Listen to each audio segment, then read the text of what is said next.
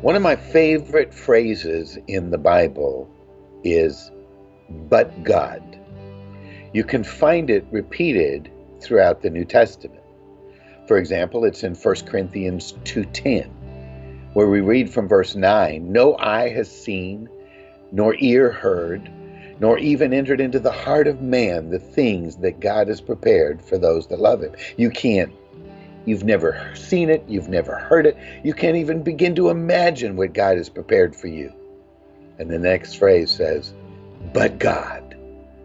But God has revealed them to us. We find it in Ephesians chapter 2, where we read this, that we formerly lived in the lusts of our flesh, indulging the desires of our flesh. We were by nature children of wrath. Not a very promising outlook. But then we read these words, but God, who is rich in mercy because of his great love with which he loved us, made us alive together with Jesus.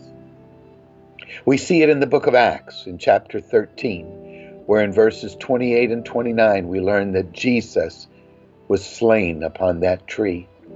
Then they took him down and they laid him in the tomb.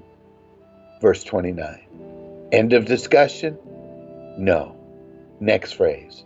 But God raised him from the dead.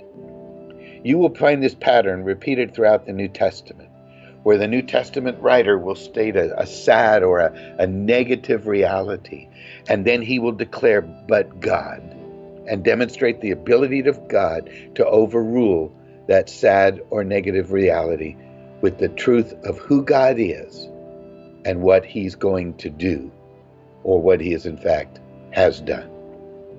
I share that with you today because this is a dark and desperate world. It lies under the curse of sin.